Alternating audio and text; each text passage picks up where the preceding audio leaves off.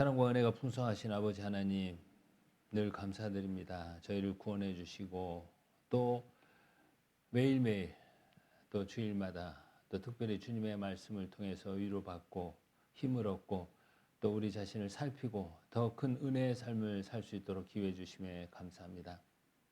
주님, 저희를 붙들어 주시고 세워 주시고 또 더욱더 주님의 자녀로 주님의 영광을 위해서 쓰임받게 도와주시옵소서. 여러 가지 어렵고 힘든 일이 있을 때, 또 사단의 유혹이 있을 때 그 유혹 가운데서 우리를 지켜주시고 또 주님의 그 보살피심과 보호하심 속에서 더욱더 주님의 영광을 위해서 살아가는데 부족함이 없는 그리스도인이 되게 도와주시옵소서. 마지막 때를 살아가는 그리스도인으로서 더욱더 특별한 마음을 갖고 주님 앞에 우리의 삶을 드릴 수 있도록 도와주시길 간절히 간구드립니다. 우리가 옥토 같은 마음으로 주님의 말씀을 받아들일 수 있도록 또한 도와주시길 간절히 간구드리며 또 우리 가운데 여러 가지 어렵고 힘든 일 가운데 있는 분들 지켜주시길 간절히 간구드립니다. 건강에 어려움이 있는 분들 주님 그 건강을 회복시켜 주시고 또 주님의 뜻이 나타나서 어떻게 됐든 주님의 영광을 위해서 살아가는 그리스도인이 되게 도와주시옵소서. 여러 가지 어려움과 시험 가운데 있는 분들 또한 지켜주시길 간절히 간구드립니다. 또 세계 곳곳에 복음을 위해서 수고하시는 선교사님들 지켜주시고 도와주시옵소서. 그 지역에 이뤄진 영혼들에게 주님의 복음을 전하는데 부족함이 없도록 주님께서 함께해 주시기를 간절히 간구드립니다. 이 모든 것 저희를 죄에서 구원해 주신 우리 주 예수 그리스도 이름으로 기도드렸습니다. 아멘. 예. 오늘은 넘어지게 하는 일과 그리고 붙들어주는 일에 대해서 한번 생각해 보겠습니다. 자, 마태복음 16장 23절을 보겠습니다. 마태복음 16장 23절.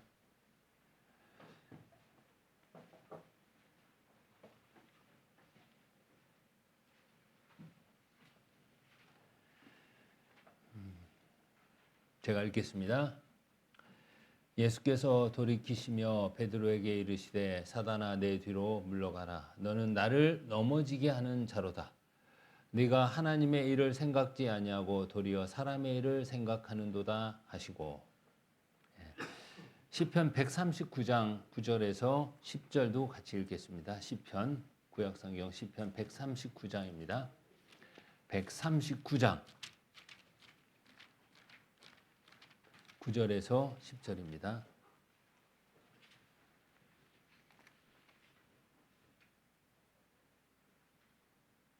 제가 읽겠습니다.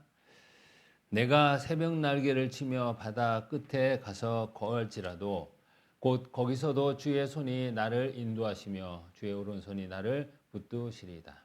네, 우리 두 구절의 말씀을 살펴봤습니다. 하나는 넘어지게 하는 자에 관한 내용이고 하나는 붙들어주는 일에 관한 내용을 들었습니다.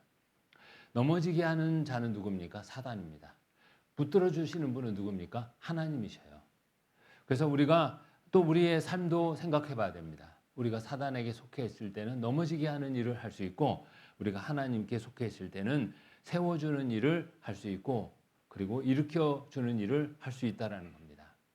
자, 넘어지게 하는 사람과 붙들어주는 사람과 한번 생각해 보겠습니다. 먼저 넘어지게 하는 일. 자, 넘어지게 하는 일은 이제 사단이 하잖아요. 그리고 사단이 합니다. 그리고 마태복음 16장 23절에 베드로를 통해서 일을 하죠. 그래서 주님께서 베드로에게 이야기하십니다. 사단아 라고 얘기해요. 베드로에게 사단이라고 한 것은 사단에게 쓰임을 받는 순간 하나님이 그렇게 하신 거예요. 예수님께서. 그래서 마태복음 16장 23절에 기록되어 있죠. 베드로에게 이르시되 사단아 내 뒤로 물러가라. 베드로가 사단의 쓰임을 받았기 때문에 그렇습니다. 그래서 주님을 넘어지게 하는 일을 하고 있는 거예요. 사단은 넘어지게 하는 일을 합니다. 그게 사단이 하는 일입니다. 어떻게 넘어뜨립니까? 일단 구원을 못 받게 하는 거예요. 구원 못 받은 사람은 이미 넘어진 인생입니다. 근데 아예 일어나지 못하도록 하는 거예요. 구원을 받지 못한 사람은요, 어떻게 됩니까? 이 땅에서 죄악 가운데 살다가 영원한 형벌, 지옥 가운데 간다는 거 우리가 너무나 잘 알고 있잖아요. 넘어진 인생을 살다가 완전히 넘어지는 게 구원받지 못한 사람입니다. 사단은 그 사람을 구원받는 일에서부터 또 방해를 하는 거예요. 어떻게든지 말씀을 들으려고 할 때 어때요? 여러 가지 일을 만들고 마음의 문제를 만들어서 말씀을 못 듣게 하고 전도 집회에 참석하지 못하도록 하는 게 사단이 하는 일입니다. 구원받은 그리스도인이 전도하는 일을 할 때 사단은 또 방해해요. 그래서 구원받지 못하게 하는 겁니다. 사단이 가장 크게 하는 일은 구원받지 못한 사람을 구원받지 못하게 끝까지 붙들어 놓는 겁니다. 그게 사단이 하는 일이에요. 그리고 또 하나 있습니다. 사단이 하는 일은 신앙을 무너뜨리는 겁니다. 그게 또 사단이 하는 일이에요. 자, 구원받은 사람의 구원은 어떻게 할 수가 없어요. 자, 구원을 받았다는 건 뭡니까? 예수님의 십자가의 보혈로 영원한 속죄를 얻은 거예요. 나의 노력과 나의 열심이 아니라 하나님의 은혜죠. 주님의 은혜로 구원을 받은 겁니다. 그것을 믿음으로 마음에 주님의 사랑이 들어와서 영원한 속죄를 얻은 사람이에요. 하나님의 자녀로 인침을 받은 사람입니다. 그 사람의 구원을 다시 뺏어갈 수가 없어요. 우린 영원한 구원을 받았어요. 그렇기 때문에 이미 구원받은 사람의 구원을 사단은 빼앗아 갈 수가 없기 때문에 신앙을 무너뜨리는 일을 하는 겁니다. 그게 사단이 하는 일이에요. 그래서 사단은 이제 신앙을 넘어지게 한다. 마태복음 4장 3절을 한번 보겠습니다. 마태복음 4장 3절.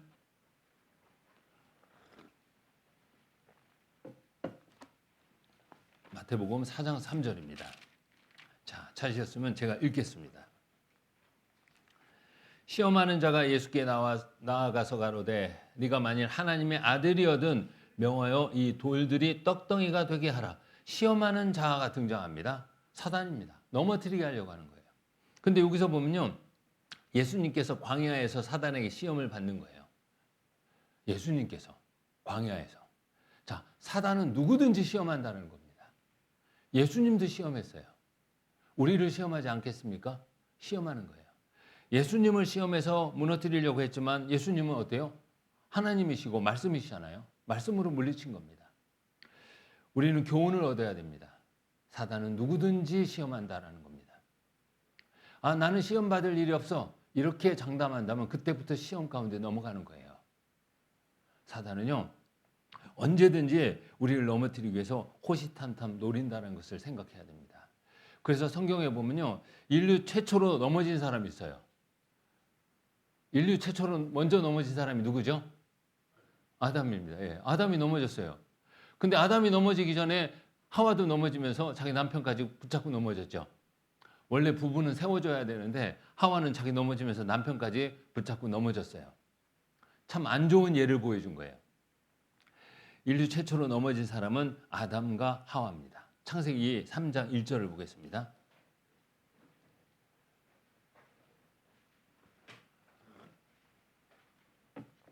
창세기 3장 1절. 제가 1절 읽겠습니다. 창세기 3장 1절. 여호와 하나님의 지으신 들짐승 중에 뱀이 가장 강교하더라. 뱀이 여자에게 물어 가로되 하나님이 참으로 너희더러 동산 모든 나무의 실과를 먹지 말라 하시더냐. 자, 뱀, 사단이 이제 뱀 속에 들어갔죠. 이때 뱀은 지금 우리가 보는 이 뱀과 달라요. 지금 우리가 보는 뱀은 징그럽죠. 땅에 기면서 길쭉하고 징그럽습니다. 근데 이때 뱀은 아마 아름다운 모습을 가졌을 겁니다. 그러니까 하와가 쉽게 뱀의 말을 들었어요. 만약에 이 창세기 1장에 기록된 이 뱀이 지금의 뱀의 형태를 가졌다면 하와가 가까이 하겠습니까? 멀리하죠. 뱀은 아주 아름다운 모습을 가지고 있었을 거고 그 뱀 속에 사단이 들어가서 하와를 유혹하고 넘어뜨렸습니다. 6절을 보겠습니다. 3장 6절. 여자가 그 나무를 본즉 먹음직도 하고 보암직도 하고 지혜롭게 할 만큼 탐스럽기도 한 나무인지라 여자가 그 실과를 따먹고 자기와 함께한 남편에게 주매 그도 먹은지라. 일단 아름다운 모습으로 접근해서 하와에게 유혹을 하는데요. 하나님의 말씀을 막 반대로 하는 거예요. 하나님은 선악과를 먹지 말라 했는데 뱀은 어때요? 먹어도 된다라고 합니다. 그리고 그 선악과를 보니까 어때요? 먹음직도 하고 보암직도 하고 지혜롭게 할 만큼 탐스러운 열매처럼 보인 거예요. 그러니까 하와가 먹어버리고 그 남편 아담에게도 주었고 아담도 먹었습니다. 사단은 아담과 하와를 무너뜨렸어요. 그 일을 지금도 하고 있습니다. 지금도 구원받은 사람의 신앙을 무너뜨립니다. 가룟 유다도 무너뜨렸죠. 우리는 가룟 유다를 통해서 많은 것을 교훈을 얻을 수 있습니다. 아담과 하와를 무너뜨린 이 사단은 이제 예수님 옆에 붙어 있었던 예수님의 한때 제자였던 가룟 유다를 넘어뜨리는 일을 했습니다. 성공했습니까? 안 했습니까? 성공했습니다. 가룟 유다를 넘어뜨렸어요.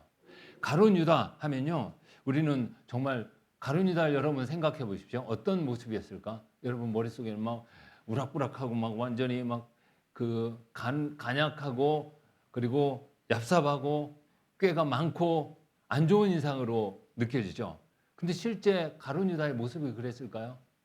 그러지는 않았을 겁니다. 가룟 유다는 예수님 옆에 붙어서 3년 반 동안 예수님과 함께 했습니다. 예수님의 말씀을 옆에서 다 들었습니다. 그리고 예수님의 놀라운 기적도 봤습니다. 그런데 그 가룟 유다가 여러분 넘어졌다라는 거예요. 은 30에 예수님을 팔아버렸어요. 왜 그랬을까요? 가룟 유다가, 자, 사단은 잘 알아요. 가룟 유다의 마음을 잘 압니다. 하나님의 말씀, 예수님의 말씀이 그렇게 귓전에 들려왔는데도 가룟 유다는 그 말씀을 마음판에 새기지 않았어요. 마음에 들어오지 않았습니다.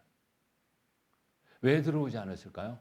가룟 유다가 버려야 될 것을 못 버렸기 때문에 그래요. 가룟 유다의 마음에는 한 가지 큰 것이 자리 잡고 있었습니다. 그것은 돈이었습니다. 돈. 돈이 가룟 유다의 마음에 자리 잡고 있었어요. 그러니까 예수님의 말씀이 그 안에 들어올 수가 없었습니다. 예수님의 말씀을 들으면서 감동을 받으면서 만약에 가룟 유다가 돈이라는 자기 마음속에 자리 잡고 있는 것을 점점점 버렸다면 예수님의 말씀이 그 안에 자리 잡고 있었을 겁니다. 근데 그러지 못했어요. 그래서 예수님은 가룟 유다를 뭐라고 불렀냐면 도적이라 불렀습니다. 도적이라. 여러분, 요한복음 12장에 보면 한 여인이 예수님에게 향유 옥합, 향유 한 옥합을 깨서 예수님에게 부어드리는 장면이 나와요. 300데나리온이나 되는 옥합입니다. 아주 비싼 거예요. 가치 있는 거예요. 그 여자에게 있어서는 아마 가장 귀하게 여기는 거였을 겁니다. 그 여자가 그것을 깨서 예수님의 머리에 붓고 발에도 붓고 그 향기가 그 방에 가득했습니다. 그때 옆에 있는 제자들은 좀 불평을 했어요. 왜? 너무 비싼 거를 깼거든요. 그거를 정말 좀 더 가치 있게 쓰면 좋지 않을까 그런 생각을 했을 거예요. 그런데 그 중에 한 제자는 더 그런 생각이 많았어요. 그래서 요한복음 12장 6절에 이렇게 말합니다. 요한복음 12장 6절 제가 읽겠습니다. 요한복음 12장 5절 한번 보겠습니다. 같이 보시죠. 요한복음 12장 5절 그 제자가 이렇게 얘기합니다. 5절 6절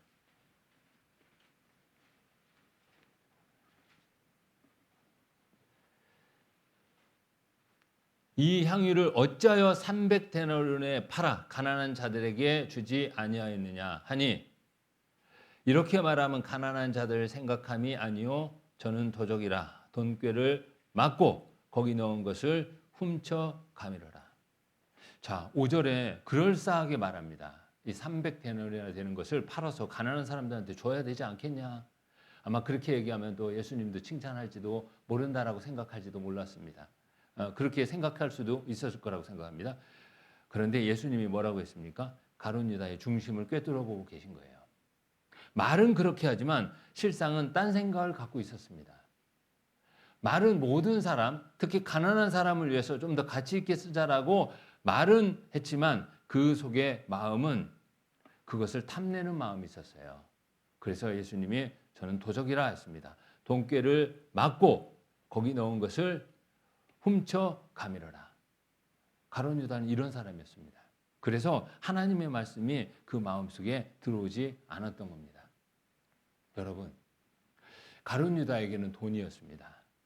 혹시 우리에게 다른 것들이 있다면 하나님의 말씀이 우리 안에 자리 잡기가 굉장히 어려워요. 술이 될 수도 있습니다. 그리고 담배가 될 수도 있어요. 세상의 욕망이 될 수도 있습니다. 권력이 될 수도 있어요. 자기 욕심이 될 수도 있고 자기 자랑이 될 수도 있고 자기 만족이 될 수도 있습니다. 그런 게 우리 안에 가룟 유다의 마음에 돈이 박혀 있었던 것처럼 우리 안에 박혀 있으면 말씀이 우리 안에 제대로 심겨지지 않는다는 거예요. 한 사람이 두 주인을 섬길 수 없다라고 얘기했습니다. 돈과 하나님을 겸해서 섬길 수 없다라고 얘기했습니다. 돈뿐이겠습니까? 명예와 하나님을 겸해서 섬길 수 없습니다. 자기 쾌락과 하나님을 겸해서 섬길 수 없어요. 자기를 드러내는 자기 만족과 하나님을 겸해서 섬길 수 없다는 것도 우리가 생각해야 됩니다. 한 사람이 두 주인을 섬길 수 없습니다. 우리는 오직 하나님을 섬길 수밖에 없어요. 하나님을 섬기면 하나님이 모든 좋은 것을 다 주셨고 또 주시는 분이라는 것을 우리는 성경을 통해서 많이 배웠잖아요. 우리는 그렇게 하면 됩니다. 가룟 유다의 마음에 이 돈이라는 것이 항상 자리 잡고 있으니까 이제 사단이 그것을 사용하는 거예요. 사단이 가룟 유다의 마음속에 딱 들어가 버렸습니다. 들어가 가지고 예수님을 팔 생각을 집어넣습니다. 누가복음 22장 3절 보겠습니다. 누가복음 22장 3절.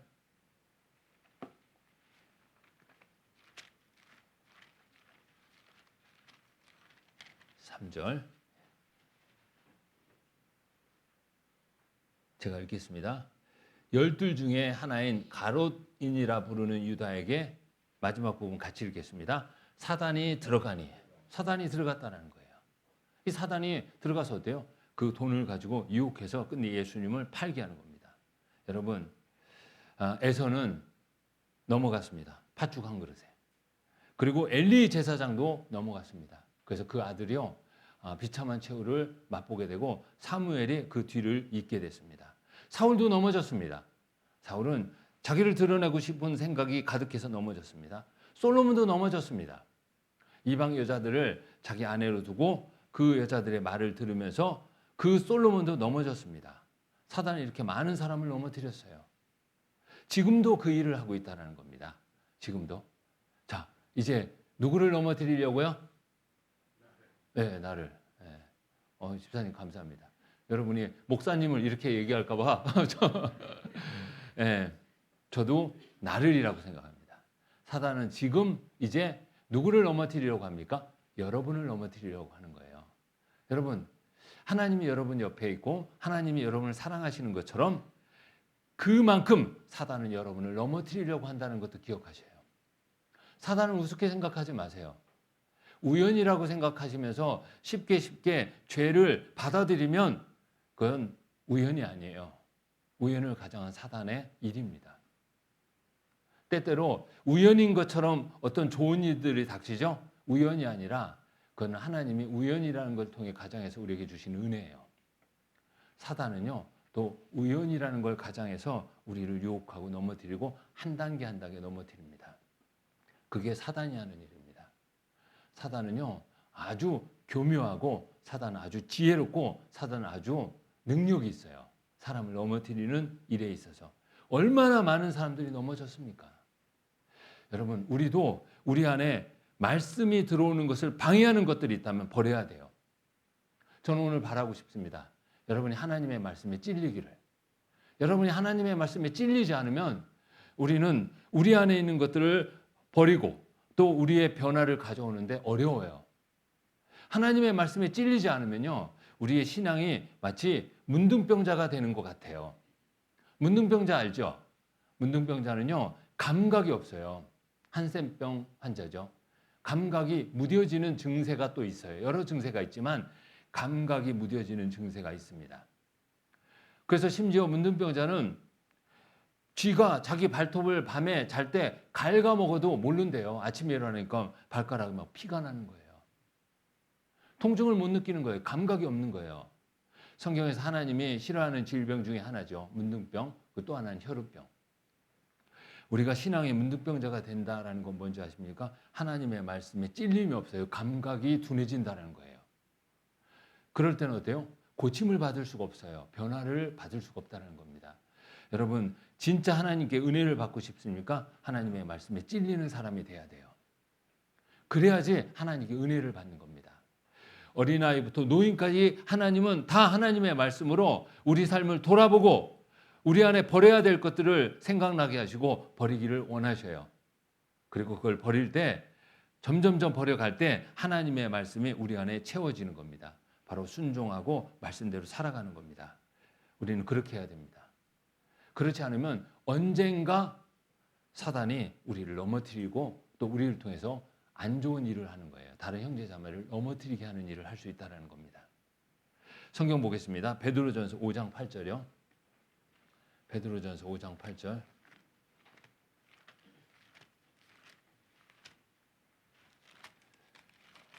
베드로전서 5장 8절입니다.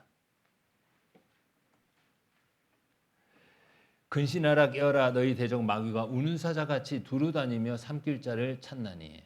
자, 여기 사자에 대해서 이야기합니다. 근신하라 깨어라. 우리 보고 근신하라 깨어라. 왜? 마귀가 우는 사자같이 두루다니며 삼킬 자를 찾는데 누구냐? 우리를 찾는다는 거예요. 넘어뜨리려고. 우는 사자같이. 여러분, 우는 사자가요. 사냥감을 노릴 때는요. 정말 아주 숨죽이고 딱 숨어 있죠. 숲에 딱 몸을 낮추고 숨어 있습니다. 가장 빨리 뛰어갈 수 있는 준비를 하고 있어요. 그리고 사냥감이 이제 자기가 계획한 그 목표 지점으로 오면 뛰어갑니다. 가서 잡습니다. 사냥감 중에서도 제일 약한 것을 노려요. 하나를 딱 집어넣습니다. 그리고 숨어서 그 자기가 보는 그 사냥감이 이제 자기가 지정한 목적지 목표점에 딱 오면 뛰어나가서 잡는 겁니다. 그게 사자입니다. 사자는요. 짐승을 사냥할 때 잘 살피잖아요. 계획도 잘 짜잖아요. 사자가. 사단도 마찬가지입니다. 우리를 살피고 제일 약한 부분을 알고 우리를 넘어뜨리기 위해서 시점을 만들고 기다린다는 거예요. 기다려요. 그러다가 그 이제 시점이 되면 사단은 우리를 넘어뜨립니다. 우리에 대해서 어떻게 그렇게 잘 알 수 있냐? 욥기 1장 7절에서 8절 보면요. 하나님이 사단에게 물습니다. 네가 어디 있었느냐? 하니까 사단이 뭐라고 얘기하냐면요. 네가 어디서 왔느냐? 이렇게 물으니까 사단이 여호와께 대답하여 가로되 땅에 두루 여기저기 다녀왔나이다. 이렇게 얘기합니다. 땅에 두루 여기저기 왜 다녀왔겠습니까? 뭐 여행 갔다 왔겠습니까? 구원받은 그리스도를 살피는 거예요. 두루 여기저기 살피는 거예요. 어디가 약한지 또 어떤 것을 건들면 쉽게 넘어지는지 다 살피고 계획하는 겁니다. 그리고 그 계획대로 하려고 기다리고 그 시점을 만드는 거예요. 그리고 우리를 넘어뜨리는 게 사단입니다. 사단은 욥도 살폈습니다. 그죠? 근데 자, 우린 잘 알잖아요. 욥은 넘어지지 않았어요. 왜 그런지 아세요? 사단은 완벽하지 않아요. 사단은 착각도 하거든요. 사단이 왜 욥을 무너뜨리지 못했냐면 사단은 욥을 보면서 이런 생각을 했어요. 욥은 하나님께 축복을 많이 받았기 때문에 하나님을 섬기는 것이지 하나님이 주신 축복이 다 사라지면 욥은 하나님을 등질 거라고 생각했던 거예요. 근데 그렇지 않았어요. 욥은 하나님의 사랑만을 의지했어요. 그래서 하나님을 붙든 거였어요. 하나님이 주신 물건들 때문에, 재물들 때문에, 하나님이 주신 영광 때문에 하나님을 붙든 게 아니라 하나님의 사랑을 맛봤기 때문에 하나님을 붙들었던 거예요. 그래서 사단은 욥을 보면서 착각을 했죠. 그 욥을 무너뜨리지는 못했습니다. 이렇듯 사단은 어때요? 무너뜨리는 일을 한다 생각해야 돼요. 자, 그리고 또 사람이 사람을 넘어지게 한다는 걸 기억하셔야 됩니다. 사람이 사람을 넘어지게 해요. 나는 어떤 분 때문에 교회 안 나와? 자기가 넘어진 거예요. 그죠?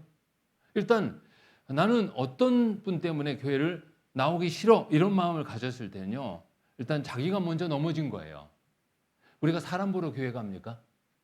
우리가 사람의 칭찬을 받기 위해서 인정을 받기 위해서 교회를 가는 거 아니잖아요. 우리가 교회를 가는 건 뭡니까? 주님 때문에 가잖아요. 근데 사람 때문에 교회를 못 간다? 일단 1차적으로 그분에게도 문제가 있죠.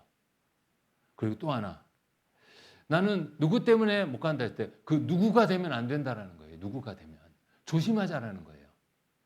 그 누구가 되면 내가 넘어지게 하는 일을 할 수 있다는 겁니다. 자, 누구든지 넘어지게 하는 일을 할 수 있다는 걸 기억하세요. 나는 그런 일을 안 할 수 있다는 생각하지 마십시오. 자, 나는 한 번도 누구를 넘어뜨린 적 없고 나는 누구를 넘어지게 하지 않을 수 있는 사람이야. 이렇게 장담하면 안 돼요. 성경 같이 보겠습니다. 아까 우리가 시작할 때 본 말씀 마태복음 16장 23절입니다.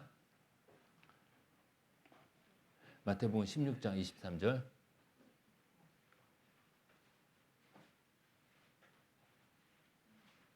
(16장 23절) 22절부터 23절 22절부터 읽겠습니다. 베드로가 예수를 붙들고 간하여 가로되 주여 그리 마옵소서 이 일이 결코 주에게 미치지 아니하리이다. 23절 같이 읽겠습니다. 예수께서 돌이키시며 베드로에게 이르시되 사단아 내 뒤로 물러가라 너는 나를 넘어지게 하는 자로다. 네가 하나님의 일을 생각지 아니하고 도리어 사람의 일을 생각하는도다 하시고. 자, 22절에 보면 베드로가 아주 충성된 마음을 갖고 있는 사람처럼 보여요. 예수님이 무슨 얘기를 했냐면요. 이제 고난을 받고 죽어서 그 다음에 부활할 것을 이야기합니다. 그랬더니 베드로가 예수님을 딱 붙들고 얘기하는 거예요. 그럴 수 없습니다. 주님은 죽을 수 없습니다. 이렇게 얘기하는 거예요. 굉장히 충성스럽죠. 사람 같았으면 역시 네가 충신이다 이렇게 생각할 수 있을 거예요. 그런데 놀라운 답변이 나온 거예요. 그렇게 다른 사람들이 볼 때는 괜찮은 말이었어요. 좋은 말이었고 충성된 말이고 그리고 아주 신실한 사람처럼 보이는 말이었지만 하나님이 그 말을 볼 때는 어떻게 했냐. 사단아 물러가라 너는 나를 넘어지게 하는 자로다 하시면서 네가 하나님의 일을 생각지 아니하고 도리어 사람의 일을 생각했다. 딱 이렇게 얘기합니다. 사람의 일을 생각했다라는 거예요. 자, 여러분 이 베드로가 하나님의 일을 생각하지 않고 사단의 일을 생각하는 순간 그 말은 그럴싸하게 보이지만 넘어지게 하는 말이라는 거예요. 어떤 분이 힘들어요. 지쳐요. 그래서 교회를 이제 잘 안 나오게 돼요. 잠시 쉬고 싶어요. 그러면서 이제 뜸하니까 이제 그분을 권면해 주기 위해서 만났어요. 만나는데 막 사정을 막 얘기해요. 여러 가지 사정을 얘기하니까 참 안 됐어요. 그래서 그래요. 참 힘들겠는데 좀 쉬셔요. 쉬시고 푹 쉬셨다가 힘을 내서 나오세요. 형제님 입장을 보니까 쉬지 않을 수 없네요. 이렇게 얘기해 주면 구원받지 않은 이방인들을 볼 때는 그럴싸한 위로예요. 그죠? 좋아 보이잖아요. 근데 그건 사람의 일을 생각한 거예요. 하나님의 일이 아니에요. 우리는 잘 알아야 된다는 겁니다. 어떤 위로가 진짜 위로고 어떤 위로가 세워주는 거고 어떤 말은 넘어지게 하는 건가. 하나님의 일은 세워주는 거고 사람의 일은 넘어지게 하는 거다라고 생각하셔야 돼요. 네가 사람의 일을 생각했다라고 얘기합니다. 여러분 베드로를 통해서 사단이 일을 했습니다. 주님을 넘어지게 하려고 했잖아요. 그러니까 사단은 사람을 통해서 또 다른 사람을 넘어지게 하는 것도 한다라는 것도 생각하셔야 돼요. 이 베드로를 통해서 우리가 많이 생각했잖아요. 사람의 일을 생각하는 사람을 통해서 또 다른 사람을 넘어뜨리게 하는 게 사단입니다. 하나님의 일을 생각하는 사람을 통해서 또 다른 구원받은 사람을 세워주는 것은 하나님이 하시는 일이에요. 여러분 베드로가 예수님한테 사단아 물러가라 이 이야기를 듣기 전에 베드로는 어떤 말을 들었는지 아십니까? 베드로가 주는 그리스도시요 살아계신 하나님의 아들이다 이렇게 증거하니까 그 순간 예수님은 이런 말을 베드로에게 해주었습니다. 마태복음 16장 보겠습니다. 18절 19절이요. 또 내가 내게 이르노니 너는 베드로라. 내가 이 반석 위에 내 교회를 세우리니 음부의 권세가 이기지 못하리라. 내가 천국 열쇠를 내게 주리니 네가 땅에서 무엇이든지 매면 하늘에서도 매일 것이요 네가 땅에서 무엇이든지 풀면 하늘에서도 풀리리라 하시고 천국 열쇠를 주었다 이런 표현합니다. 물론 이건 개인 베드로에게 준 게 아니라 그 믿음에 간증을 하고 믿음을 가진 사람들에게 준다라는 의미를 갖고 있습니다. 베드로가 뭐라고 얘기하냐면요. 주는 그리스도이시여 살아계신 하나님의 아들이니다. 정말 올바른 증거를 딱 내뱉었어요. 그때 천국 열쇠를 준다. 그런 믿음을 가졌기 때문에 천국 열쇠를 활용할 수 있다. 이렇게 얘기해 주었습니다. 그런데 바로 그 다음에 사단아 물러가라. 이렇게 얘기했습니다. 자, 하나님의 말씀을 생각할 때는 우리가 하나님 앞에 쓰임을 받아요. 세우는 일을 합니다. 그러나 순식간에 우리가 사람의 일을 생각하는 순간 다른 사람을 넘어지게 한다라는 것도 생각하셔야 돼요. 우리는 완전하지 않아요. 이렇게 할 수도 있고 순식간에 이렇게 할 수도 있다는 걸 생각하셔야 돼요. 그렇게 되는 겁니다. 하나님의 일을 도모할 수도 있고 순식간에 사람의 일을 통해서 다른 사람을 넘어질 수 있도록 하는 게 우리가 그런 사람이 될 수 있다라는 생각을 우리가 가져야 됩니다. 너무나 중요한 거예요. 그래서 잘하니까 끝까지 잘할 것 같습니까? 그렇지 못해요. 자, 마태복음 16장을 여러분 시간이 되셔서 한번 쭉 읽어보셨으면 좋겠습니다. 베드로가 칭찬받았다가 베드로가 하나님께 사단이라는 소리까지 들었어요. 하나님을 붙들면 하나님 앞에 쓰임을 받지만 그러지 않으면 순식간에 무너지는 게 사람이다라는 생각을 하셔야 돼요. 좋은 말을 했습니다. 그렇다고 끝까지 좋은 말을 할 수 있는 건 아니에요. 어느 순간 내가 실수할 수 있다는 것도 생각하셔야 돼요. 그게 우리가 우리 자신을 돌아볼 때 사단에게 쓰임받지 않는 하나의 방법이 될 수도 있다라고 생각하고 항상 늘 조심하고 경계할 수 있다는 생각이 듭니다. 마태복음 18장 7절을 보겠습니다. 마태복음 18장 7절.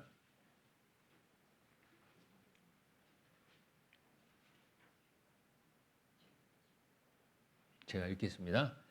실족케 하는 일들이 있음을 인하여 세상에 화가 있도다. 실족케 하는 일이 없을 수는 없으나 실족케 하는 그 사람에게는 화가 있도다. 실족케 하는 실족케 하는 일이 없을 수는 없으나 사단이 늘 그렇게 해서 어떤 그리스도인들이 많이 넘어진다는 것을 이야기합니다. 그죠?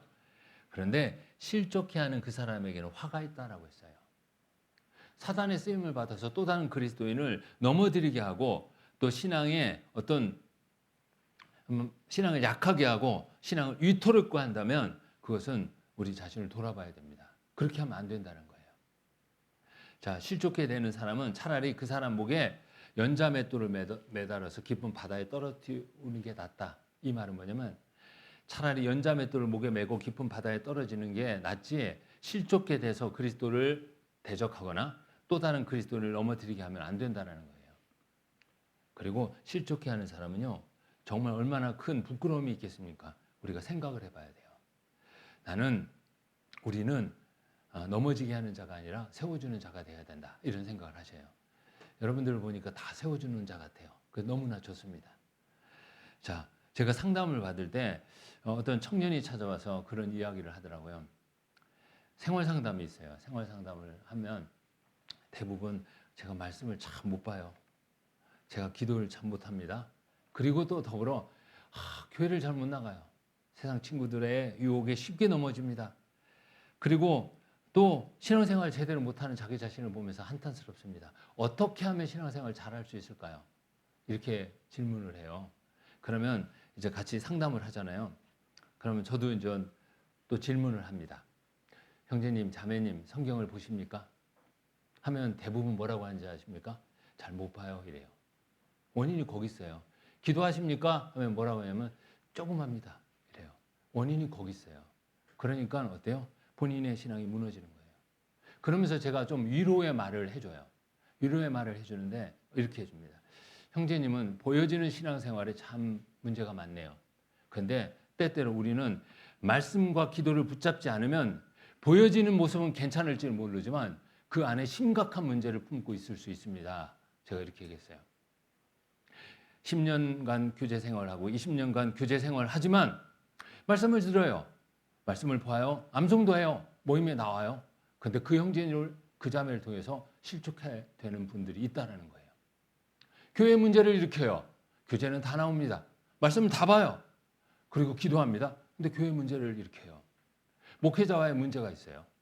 형제 자매를 무너뜨리게 해요. 제가 그 형제님 보고 그분보다는 조금 낫습니다. 제가 이렇게 했어요. 왜? 보여지는 모습은 안 좋게 보이지만 실질적으로 교회에 주는 문제는 어때요? 파급 효과는 아까 제가 처음에 말씀드린 것처럼 보여지는 모습은 좋지만 교회의 여러 가지 문제, 특히 형제 자매에게 아픔을 주고 실족해 하는 그 일보다는 훨씬 낫습니다. 제가 이렇게 얘기했어요. 그러나 두 부류 다 하나님의 말씀을 붙잡고 기도해서 하나님 앞에 세워주는 일에 쓰임을 받아야 됩니다. 이렇게 얘기했습니다. 여러분, 우리가 정신 바짝 차려야 돼요. 사단은요, 정말 대단해요. 그래서 우리를 교묘하게 사용하고 우리를 교묘하게 이용해서 우리를 통해서 하나님이 기뻐하지 못하도록 할 때가 있다는 겁니다. 베드로를 사용한 것처럼 우리도 그렇게 쓰임을 받는 순간이 있을 수도 있다는 생각을 했으면 좋겠습니다. 어떤 사람이 어떤 사람을 넘어지게 하는가? 우리는 잘 배웠잖아요. 교만한 사람은 또 다른 그리스도인을 넘어뜨리게 합니다.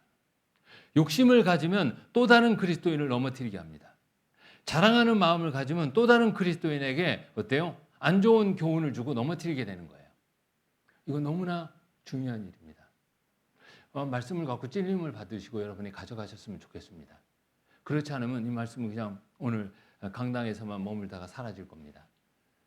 하나님이 오늘 우리를 부르신 것은 저는 이 말씀도 은혜의 말씀이라고 생각합니다. 이 은혜의 말씀을 주기 위해서입니다. 오늘 저는 아침에 우리 청년교회 식구들이 몇 분이나 참석할까 항상 기대감을 가져요. 될 수 있는 대로 숫자를 세지 않으려고 해요. 그런데 이게 버릇이 안 고쳐집니다. 언제 고쳐질지 모르겠어요. 언젠가 고쳐지겠죠? 셀 수 없을 만큼 많으면. 그죠?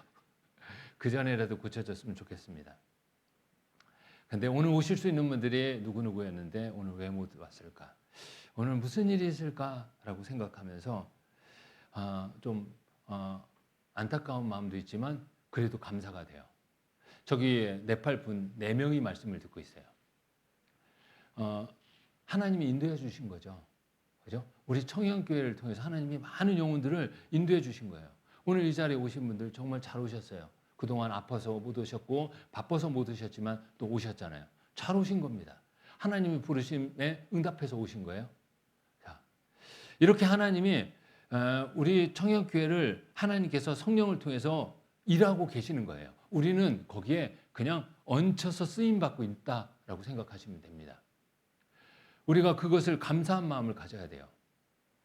네팔 분들이 구원받고 또 다른 네팔 분들이 구원받고 또 그분들끼리 모임이 형성돼서 또 다른 분들에게 복음을 전할 수 있는 기회가 되고 우리 청년교회 형제자매들과 원만한 교제가 되고 한국말을 조금 하시더라고요. 그래서 여러분들이 인사하는 거 알아들을 수 있습니다. 그래서 교제를 하면요 얼마나 이 청년교회를 통해서 주님께서 영광을 받으시고 큰 일을 하시는 겁니까? 우리는 거기에 쓰임을 받는 사람들이에요. 우리는 자랑할 것이 없어요.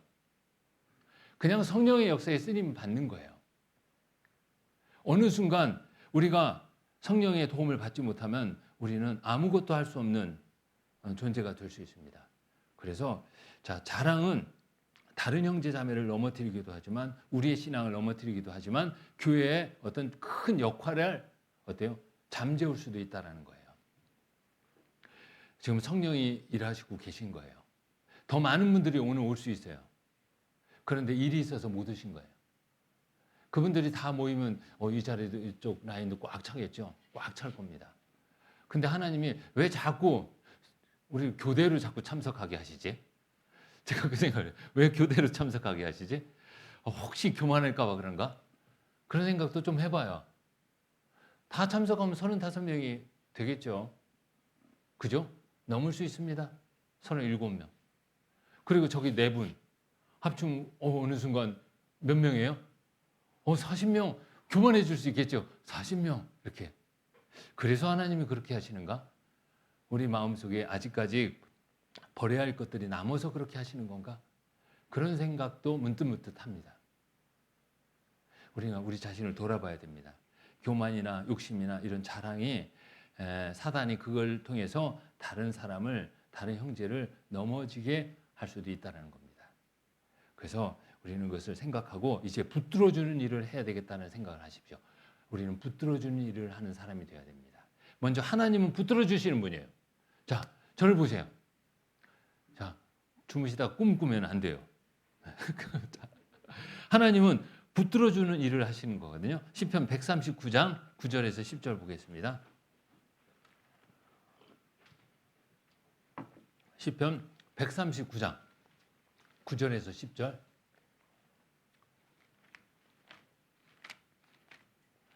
시편 139장 9절에서 10절 제가 읽겠습니다. 내가 새벽 날개를 치며 바다 끝에 가서 거할지라도 곧 거기서도 주의 손이 나를 인도하시며 주의 오른손이 나를 붙드시리이다. 주님은 붙드시는 분입니다. 누구를? 여기서 내가라고 했지만 여러분이에요.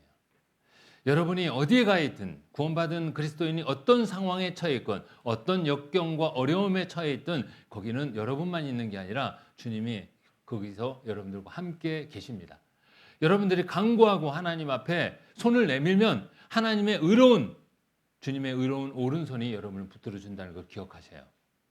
주님은 붙들어 주는 분이에요. 지금 힘드십니까? 거기 주님이 계셔요. 왜? 붙들어 주려고. 여러분이 손을 내미셔요. 베드로가 파도를 보고 베드로가 바다를 걸은 사건 알죠? 그런 일도 있나? 이러신 분이 있을지 몰라요. 베드로가 바다를 걸은 사건이 있어요. 주님이 바다를 걸어서 오니까 베드로가 주님을 딱 봤어요. 배에서. 그러면서 이제 주님이 내려라 하니까 주님이라는 걸 알았어요. 베드로가 뭐라고 했냐면 나도 주님한테 가고 싶습니다. 그러니까 오라라고 했어요. 그래서 베드로가요. 주님만 보고 바다를 걸었어요. 밤바다를.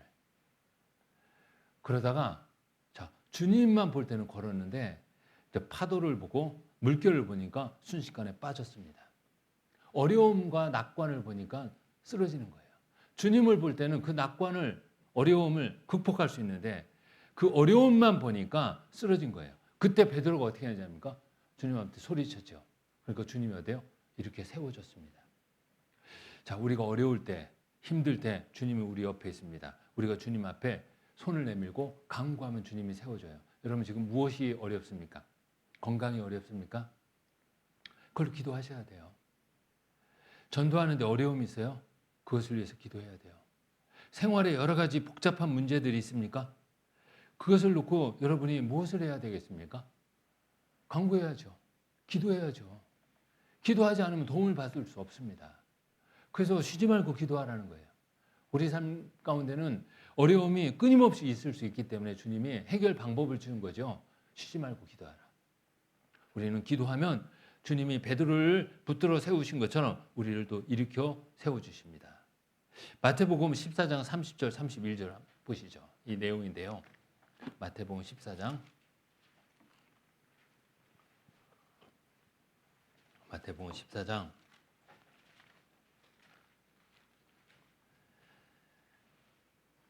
30절 31절입니다.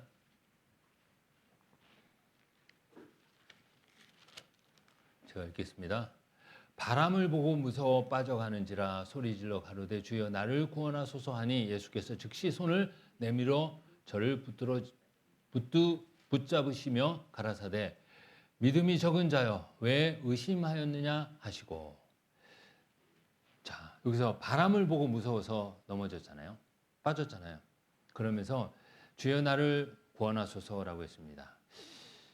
31절에 예수께서 손을 내밀어라고 했는데 그 앞에 즉시라는 것도 한번 생각해 보셨으면 좋겠어요. 즉시 손을 내밀어 저를 붙잡으시며, 즉시 손을 내밀어 저를 붙잡으시며, 이렇게 기록되어 있습니다. 즉시. 근데 우리는 주님 앞에 간구했는데 어떨 때는 곧바로 주님의 도움이 안 오는 것처럼 느껴질 때가 있어요. 주님은 때를 기다려요. 가장 적합한 때에 주님은 즉시 손을 내미십니다. 이미 주님의 마음은 즉시예요. 그러나 적합한 때를 주님은 다 아시기 때문에 기다린다는 것도 생각하세요. 건강 때문에 어려우세요? 돈 때문에 어려우셔요? 여러 가지 가족관계 때문에 어려우셔요? 여러분이 해야 될 건 뭡니까? 베드로가 주여 나를 구원하소서 한 것처럼 주님 나를 도와주소서 이렇게 하면 돼요. 주님의 마음은 즉시입니다. 그러나 때가 딱 될 때 주님은 바로도 건져주시는 거예요. 그런 주님을 우리가 생각해야 됩니다. 하나님은 붙잡아 주시는 분입니다. 먼저 죄에서 붙잡아 주셨잖아요. 우리가 죄인으로 태어나서 죄 가운데 살다 지옥 갈 수밖에 없는데 우리를 붙들어 주신 거예요. 보라 세상 죄를 지고 하는 하나님의 어린 양 보내주셨어요. 우리를 붙들어 주셨어요. 여러분 세상 죄를 지고 하는 하나님의 어린 양 잘 아시죠? 여러분의 죄를 짊어지고 왔습니다. 우리가 죄 때문에 죄의 짐 때문에 지옥에 갈 수밖에 없는데 그 죄에서 우리를 어떻게 해주셨어요? 붙들어 주셨어요. 세워주셨어요. 보라 세상 죄를 지고 하는 하나님의 어린 양으로 오셔서 우리를 세워주셨습니다. 또 유혹이 있어요. 사단이 우는 사자같이 삼킬 자를 찾고 덫을 놨어요. 우리 앞에 여러 가지 유혹을 놨습니다. 그때 그 유혹에서 우리를 붙들어 주시는 분이 누구냐? 하나님이셔요. 따라해 보세요. 하나님. 예, 조실까 봐. 예. 자, 시편 119장 11절 한번 보겠습니다. 하나님이 어떻게 유혹에서 우리를 붙들어 주시는가? 자, 그것을 경험하고 싶다면 시편 119장 11절을 보겠습니다.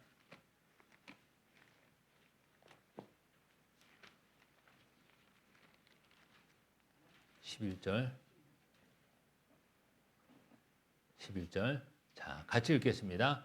내가 주께 범죄치 아니하려 하여 주의 말씀을 내 마음에 두었나이다. 예.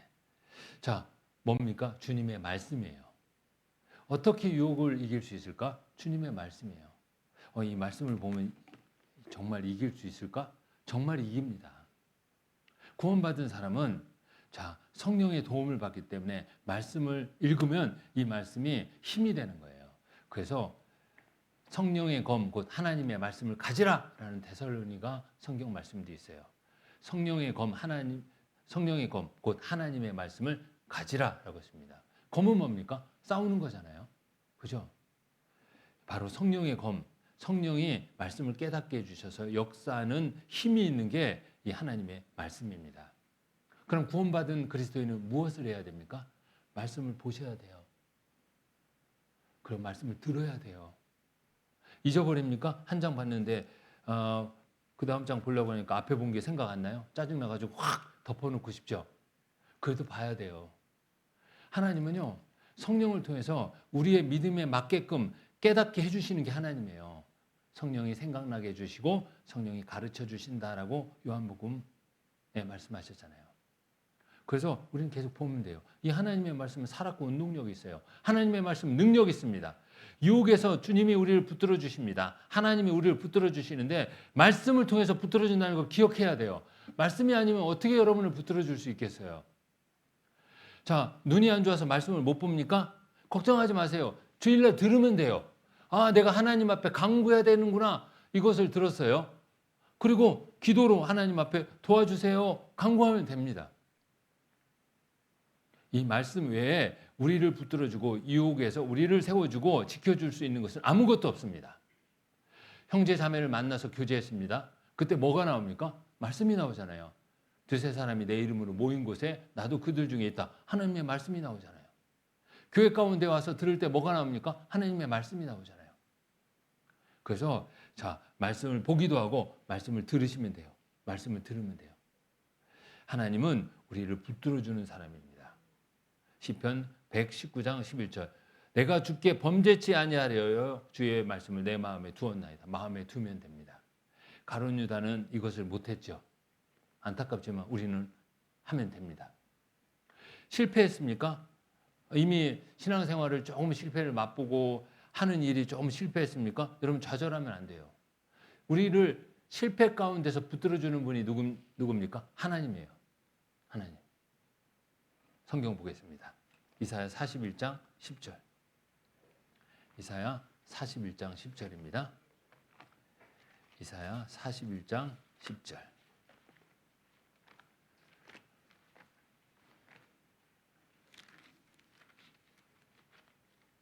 10절. 자, 같이 읽겠습니다. 두려워 말라. 내가 너와 함께 함이니라. 놀라지 말라. 나는 내 하나님이 됨이니라. 내가 너를 굳세게 하리라. 참으로 너를 도와주리라. 참으로 나의 의로운 오른손으로 너를 붙들리라. 두려워하지 말라. 하나님 우리와 함께 한대요. 실패했다고 좌절하고 낭망하고 그러지 마야 돼요. 하나님이 우리와 함께하고 하나님이 오른손, 의로운 오른손, 좋은 방향으로 우리를 붙들어 세워줄 겁니다. 신앙의 실패를 했어도 우리가 하나님을 생각하면 다시 돌아오게 하잖아요. 그 대표적인 게 누굽니까? 돌아온 두 번째 아들. 누구죠? 돌아온 탕자. 네. 돌아온 탕자. 아시면서 얘기를 안 하시는 것 같아요. 누가복음 15장을 한번 보겠습니다. 15장.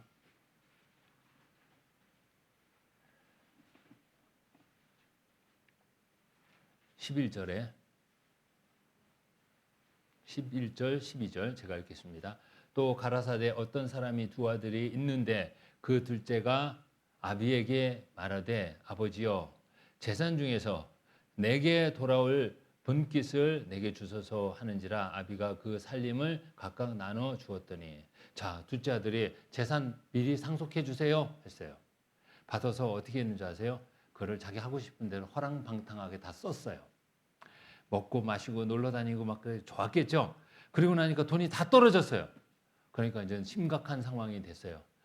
자, 일하기는 힘도 없고 기술도 없죠. 돈은 다 썼죠. 그러니까 이제 이렇게 합니다. 이걸 보겠습니다.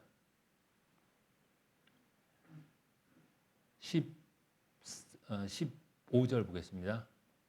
가서 그 나라 백성 중 하나에게 붙여 사니 그가 저를 들로 보내어 돼지를 치게 하였는데 저가 돼지 먹는 쥐염 열매로 배를 채우고자 하되 주는 자가 없는지라. 돼지가 먹는 걸 갖고 배를 채우려고 했어요. 이렇게 어려웠습니다. 그때 이 둘째 아들이 돌이켰어요. 우리 아버지 집으로 가자. 우리 아버지 집으로 가자. 우리 아버지 집에는 일꾼도 많고 일꾼들도 정말 풍족하게 먹는다. 그렇게 마음 먹고요. 아버지께로 돌아갔습니다. 그러니까 아버지가 어때요? 멀리서도 돌아온 아들을 알아본 거예요. 아버지는 아들을 기다리고 있었거든요. 언제든지 아들을 맞이할 마음을 갖고 기다리고 있었어요. 그 아들이 아버지께로 돌아갔습니다. 아버지는 맞이해주고 잔치를 벌리고 신발을 신어주고 손에 가락지를 끼고 옷을 입혀줬습니다. 그게 아버지입니다. 자, 우리가 실패했다고 좌절하면 안 돼요. 이 아들, 둘째 아들요, 좌절했지만 어떻게 아버지를 생각했어요. 아버지를 생각하고 내가 돌아가면 되겠다라는 마음을 갖고 결심만 한 게 아니라 행동으로 옮겨서 돌아갔습니다. 아버지가 반갑게 맞이해줬죠. 우리는 실패할 수 있습니다. 그러나 하나님이 우리를 도와주신다는 걸 생각하고요. 다시 말씀으로, 교제로 다시 하나님의 은혜의 품으로 돌아오면 돼요. 그럼 하나님이 세워주는 겁니다. 그러면 정말 이 돌아온 탕자는 어떤 마음을 갖고 살았을까요? 아버지의 사랑이 너무나 좋은 거예요. 아, 나 같은 사람을 받아줬구나. 내가 이제 아버지 품에서 떠나서는 안 되겠구나. 그런 생각을 했을 거예요. 그리고 그 남은 삶은요, 정말 실패가 없이 하나님 앞에 기쁨을 드리는, 아버지께 기쁨을 드리는 삶을 살았을 거라고 생각합니다. 우리도 실패할 때가 있습니다. 그러나 하나님이 우리를 붙들어 준다는 걸 생각하시고 하나님께로 돌아오면 돼요. 하나님께 기도하고 간구하고 붙잡으면 됩니다. 자, 마태복음 이사야 40장 31절 보겠습니다. 40장 31절. 이사야 40장 31절. 자, 40장 31절. 같이 읽겠습니다. 오직 여호와를 앙망하는 자는 새 힘을 얻으리니 독수리의 날개치며 올라감 같을 것이요 다른 박질하여도 곤비치 아니하겠고 걸어가도 피곤치 아니하리로다. 자, 실패를 했지만 하나님 앞에 가면 하나님이 붙들어 세워 주셔요. 그리고 새 힘을 얻어요. 새 힘을 얻어서요. 독수리의 날개치며 올라감 같을 것이요. 신앙생활을 잘하게 됩니다. 그래서 우리는 실패할 때 나를 붙들어 주시는 분이 하나님이구나라는 생각을 하고요. 우리는 기억해야 돼요. 일부러 실패한 다음에 하나님께 돌아오는 그런 것을 맛보기 위해서 실패하면 안 돼요. 우리가 신앙생활을 잘하다가 실패할 수도 있는데 그때 우리를 세워주시는 하나님이 있다는 걸 기억하면서 살자는 겁니다. 그러면 하나님은 우리를 실패 가운데서 새 힘을 주시는 분입니다. 이게 하나님이셔요. 자, 그러면 이제 마지막. 하나님의 자녀들은 또 다른 사람을 붙들어주는 일을 해야 돼요. 사단이 사람을 통해서 넘어지게 하는 것처럼 하나님의 자녀를 통해서 하나님은 또 다른 하나님의 자녀를 붙들어 일으켜 주신다. 이것도 생각해야 됩니다. 이제 여러분들이요, 옆에 있는 분, 다른 분들을 붙들어주는 분이 됐으면 좋겠습니다. 하나님의 손에 잡혀야 돼요. 하나님 앞에 쓰임 받을 때 붙들어주는 일을 할 수 있어요. 붙들어줄 사람들이 많죠? 많죠? 네. 주위에 보면 많아요. 우리는 그 일을 해야 됩니다. 사랑은 붙들어주는 거예요. 주님의 사랑이 우리를 죄에서 세워주고 주님의 자녀로 세워준 것처럼 사랑은 붙들어주는 일을 한다. 형제 자매를 사랑한다면요, 우리가 형제 자매를 붙들어줘야 됩니다. 그게 진정한 사랑입니다. 그래서 성경에 보면 무난하라 이런 말이 많이 있어요. 로마서 16장에 그런 말이 많이 있는데요. 로마서 16장을 한번 보겠습니다. 무난하라. 예. 한홍화서 16장.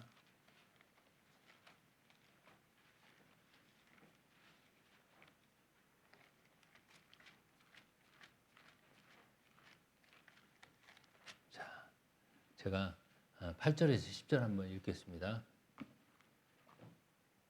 먼저 3절 읽겠습니다. 너희가 그리스도 예수 안에서 나의 동역자들인 브리스가와 아굴라에게 문안하라. 그리고 8절에서 10절 또 주 안에서 내 사랑하는 암블리아에게 문안하라. 그리스도 안에서 우리의 동역자인 우르바노와 나의 사랑하는 수다구에게 문안하라. 10절 같이 읽겠습니다. 그리스도 안에서 인정함을 받은 아벨레에게 문안하라. 아리스도블로의 권속에게 문안하라. 네, 문안하라 이 말이 많이 나오죠. 이 로마서는 은혜로 구원받는다 이렇게 가르치고 있습니다. 오직 주님의 은혜, 하나님의 은혜로 우리가 의롭다함을 받는 것에 대해서 이야기해 줍니다. 하나님의 은혜로 오직 하나님의 사랑으로 의롭다함을 받은 사람은 다른 사람을 살펴줘야 돼요. 문안해야 돼요. 그리고 끝납니다. 로마서 16장은 문안하라라고 하면서 끝납니다. 서로 은혜로 구원받은 사람을 살펴주라는 거예요. 이게 너무나 중요하기 때문에 그래요. 왜? 사단이 우는 사자같이 삼킬 자를 찾기 때문에 그래요. 이 문안하라라는 건 뭐예요? 감시하라 그거 아니에요. 잘하나 못하나 평가하라 그거 아닙니다. 우리가 문안하는 건 뭐예요? 잘 지내고 있는지 어려움이 있는지 없는지 살펴보고 어려움이 있으면 잘 지낼 수 있도록 도와주기 위해서 문안하는 거잖아요. 그죠? 우리가 형제자매들 문안하라 이 말은요. 형제자매를 살피라는 거예요. 잘 지내고 있는지 사단의 유혹 가운데서 어려움을 겪고 있지 않은지 신앙생활 하는데 여러 가지 어려운 육신적으로 어려움이 있지 않은지 살펴보는 거예요. 그리고 기도해주고 도와줄 수 있는 능력을 하나님이 나에게 주시면 그만큼 가지고 우리가 도와주면 되는 거예요. 그게 문안하는 겁니다. 다시 말씀드립니다. 은혜로 구원받은 그리스도인들은 서로 살피고 문안해야 돼요. 왜? 나도 은혜로 구원받았고 그도 은혜로 구원받았기 때문에 우리는 약하기 때문에 은혜 받은 자로서 더 살펴야 돼요. 오늘 못 나오신 분들을 살펴야 돼요. 무슨 일이 있는지 어떤 어려움이 있는지 생각해보고 기도해줘야 됩니다. 살핀다, 문안한다, 기도부터 시작하셨으면 좋겠습니다. 기도해 주십시오. 그리고 기도하면 전화하고 싶어요. 전화하셔서 상황이 어떤지 물어보는 거예요. 그리고 또 찾아가는 거예요. 우리가 그걸 하는 거잖아요. 얼마나 감사한 일입니까? 문안을 통해서 우리는 서로를 세워줄 수 있습니다. 이게 필요합니다. 여러분 한 주간 문안하십시오. 오늘 이 자리에 못 나오신 분들을 위해서 기도해 주세요. 그리고 문안해 주시기 바랍니다. 그리고 돌아보라라고 했습니다. 형제 자매를요 붙들어 주는 것은 앞에 문안하라랑 좀 유사하지만 돌아보는 겁니다. 우리가 문안하면 돌아볼 수 있어요. 빌립보서 2장 4절을 한번 보겠습니다. 이 돌아보라라는 것은 어떤 의미를 갖고 있나? 빌립보서 2장 4절입니다.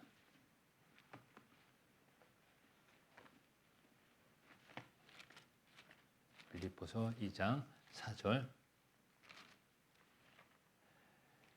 같이 읽겠습니다. 각각 자기 일을 돌아볼 뿐더러 또한 각각 다른 사람들의 일을 돌아보아 나의 기쁨을 충만케 하라. 자, 자기 일을 돌아볼 뿐더러 이 일은 이익을 이야기합니다. 그러니까 자기 이익을 잘 얻을 뿐만 아니라 또 자기 이익만 생각하지 말고 다른 사람들의 이익도 생각해라. 근데 이 구원받은 그리스도인들에게 가장 큰 이익은 뭘까요? 신앙생활이겠죠. 자기의 신앙생활을 돌아보고 다른 사람들의 신앙생활도 한번 돌아보라는 거예요. 이게 아까 문안하라라는 말과 연결이 되죠. 우리가 돌아보는 거예요. 신앙생활을 잘하고 있는지, 말씀을 잘 보고 있는지, 기도를 하고 있는지, 교제 가운데서 편안한 마음으로 교제에 참석하고 있는지 서로 살피는 거, 돌아보는 겁니다. 그래서 신앙적 유익을 주는 겁니다. 이럴 때 우리가 붙들어주는 거예요. 안 나온 지 오래됐는데도 관심이 없어요. 말씀을 안 받는데도 관심이 없고 말씀을 빌립보서를 봅시다 했는데 구원받은 지 오래됐는데 막 구약을 막 뒤적거리는데도 이렇게 관심이 없고 금방 잊어버리고 이러면 안 돼요. 그렇다고 해서 옆에 책망하라는 거 아니에요. 빌립보서는 신약에 있죠 이렇게 하라는 거 아니에요. 그냥 조용히 이렇게 봐줬다가 나중에 그분을 위해서 기도하시면 돼요. 기도하시고 그분이 말씀을 좀 더 가까이 하기를 바라는 마음을 갖고 기도하고 나중에 기도하면 하나님이 방법도 열어주셔요. 그게 바로 우리가 신앙을 돌아보는 겁니다. 교제 생활, 말씀 생활, 기도 생활 그런 것을 각각 돌아보는 거예요. 여러분 돌아보셔야 돼요. 은혜를 받은 자로서 그렇게 해야 됩니다. 그리고 우리가 그렇게 하면요 분명히 세워주는 거예요. 세워주라 말씀하신 것처럼. 전도서 4장을 한번 보겠습니다. 전도서 4장 9절에서 10절입니다.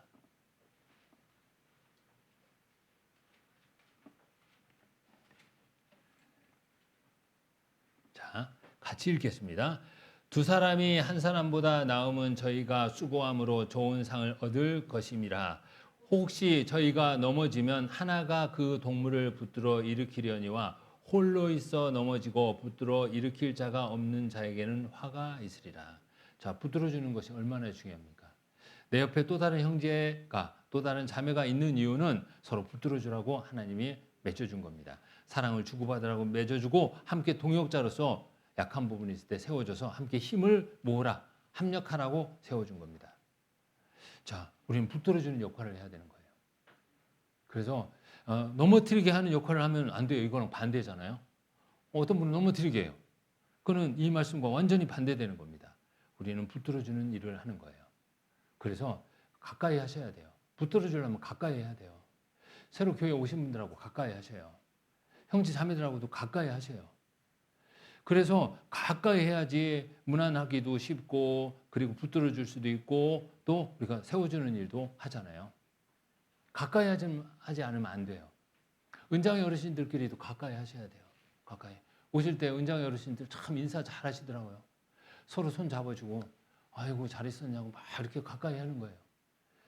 그리고 봉사회도요. 봉사회는 좀 얼굴이 좀 무섭잖아요. 가만히 있으면 무서워요. 봉사회. 그러니까 봉사회는 어때요? 더 웃어야 돼요. 더 웃어.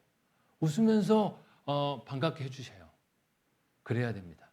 우리 어머니들은 말 하나도 잘하잖아요. 청년들도 마찬가지예요. 청년들도요. 그냥 교회 그 형제 자매들 오면 딱 저 밝은 음성으로 인사해 주면 얼마나 좋아요. 이렇게 하면 가까워지는 거예요.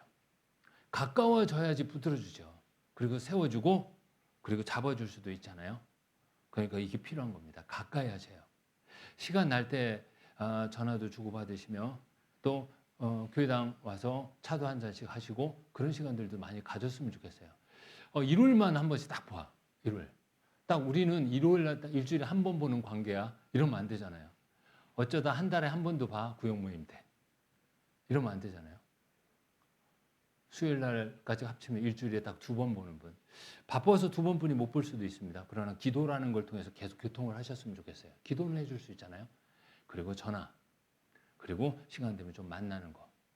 그런 것들이 필요합니다. 그래야지 두 사람으로서의 역할을 해서 세워줄 수 있습니다.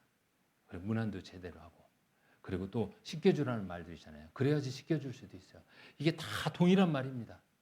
문안하라, 돌아보라, 세워주라, 씻겨주고 이게 다 세워주라는 말이에요. 붙잡아주라는 말입니다. 예수님께서 제자들의 발을 씻어주셨잖아요. 그러시면서 뭐라고 했습니까? 본을 보이셨잖아요. 너희도 이같이 하라. 이 씻어주는 것은 뭡니까? 주님만 씻어주는 게 아니에요. 주님은 우리를 죄에서 씻어주셨고 생활에서도 씻어주시지만 주님은 또 제자들한테 뭐라고 했습니까? 너희도 행하게 하려 합니다라는 말을 하고 있어요. 그건 뭡니까? 생활에서 우리가 서로 씻어주는 일을 하라라고 한 거예요. 우리가 해야 될 일입니다. 요한복음 13장 14절 15절 보겠습니다. 요한복음 13장 14절 15절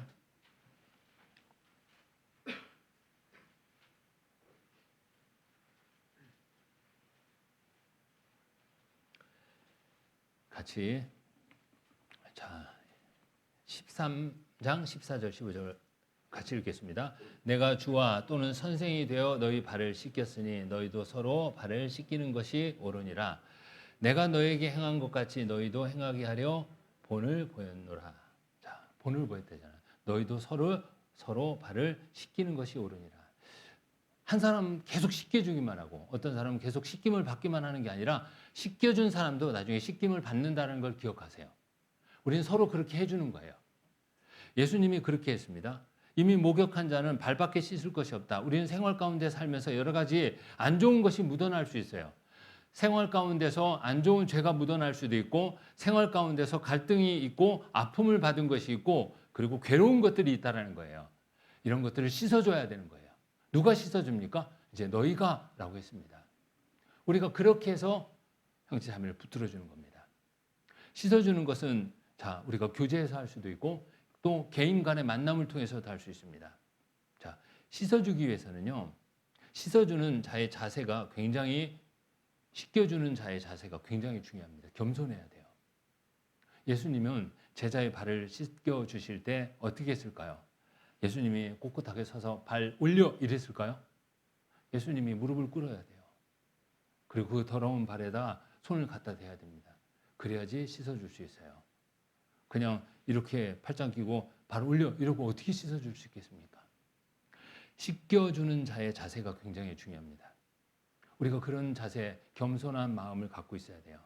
우리는 씻겨주는 자세, 좋은 자세를 갖기 위해서 먼저 나도 씻김을 받는 사람이 된다는 걸 생각하고 나는 하나님 앞에 1만 달란트 탕감을 받은 사람이다라는 것을 기억해야 됩니다.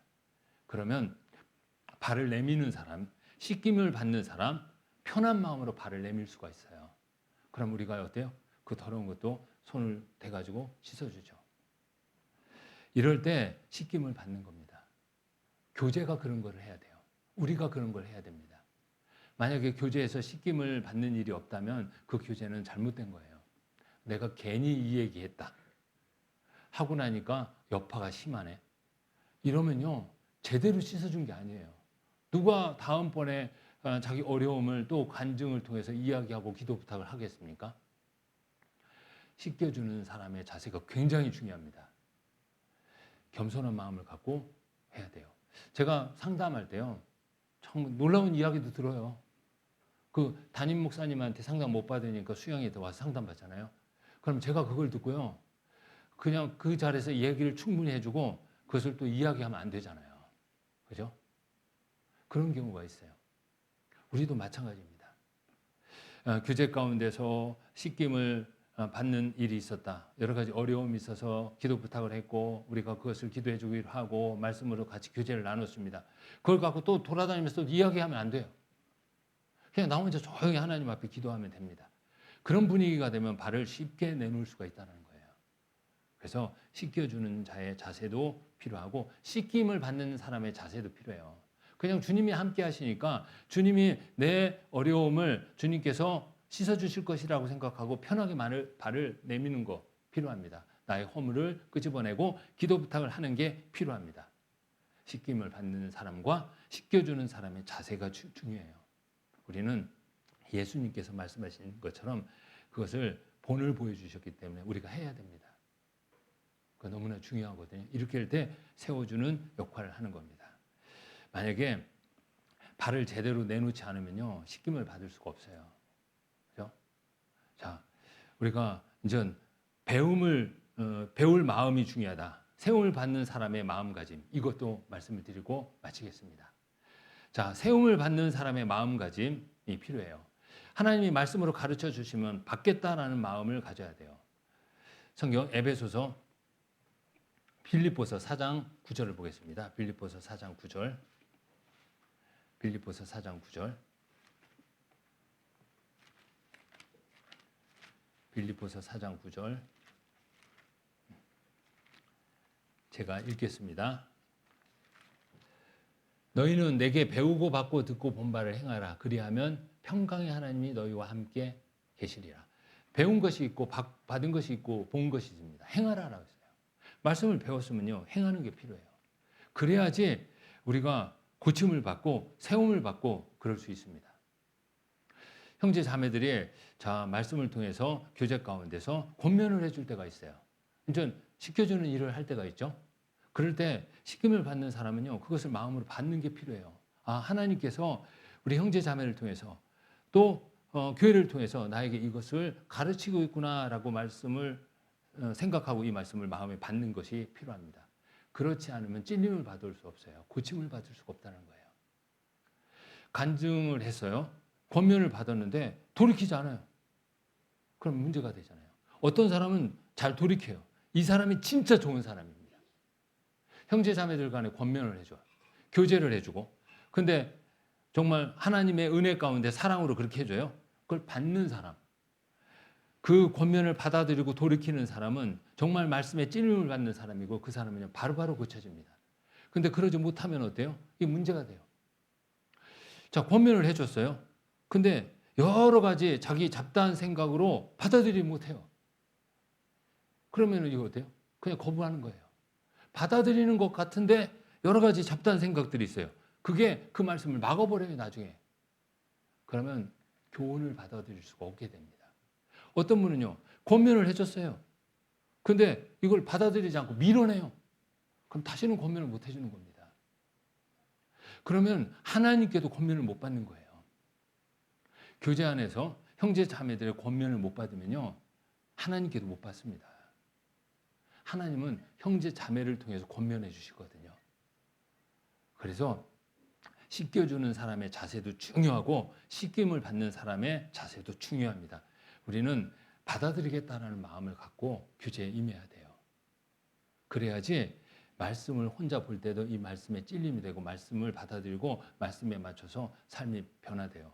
그런데 형제 자매들이 사랑의 마음으로 권면하는데도 만약에 그것을 받아들이지 못하면 말씀으로 받아들이는 것도 못하는 겁니다. 하나님의 말씀을 받아들일 것 같다라고 생각하지만 못 받아들이게 되는 겁니다. 그래서 너무나 중요합니다. 우리 청년교회 형제 자매들은 모두 다 붙들어주는 일을 하는 하나님 앞에 그런 일에 쓰임을 받는 사람이 됐으면 좋겠고요. 붙들어주는 일을 하시는 하나님만을 생각하는 분이 됐으면 좋겠습니다. 기도, 말씀도 더불어 늘 여러분의 삶 가운데 같이 함께하기를 바랍니다. 그게 하나님과 함께하는 겁니다. 같이 기도하겠습니다.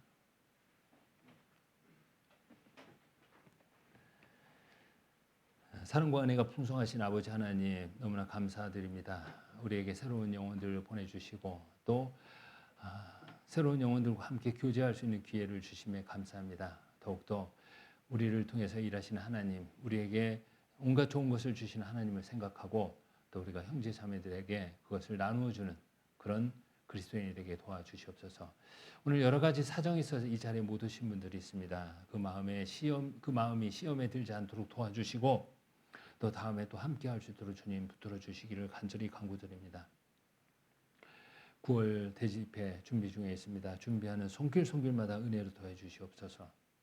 또 말씀을 듣기로 한 영혼들 주님 인도해 주셔서 끝까지 말씀을 듣고 구원을 받아서 함께 천국에 가는 하나님의 자녀가 되게 도와주시고 전도하는 우리 형제 자매들 더욱더 용기와 지혜를 허락해 주셔서 많은 영혼들 하나님의 말씀 앞으로 인도할 수 있도록 도와주시옵소서. 여러 가지 어렵고 힘든 일이 있을 때 붙들어 주시는 하나님을 의지하게 또한 도와주시옵소서. 이 모든 것 저희를 죄에서 구원해 주신 우리 주 예수 그리스도 이름으로 기도드렸습니다. 아멘.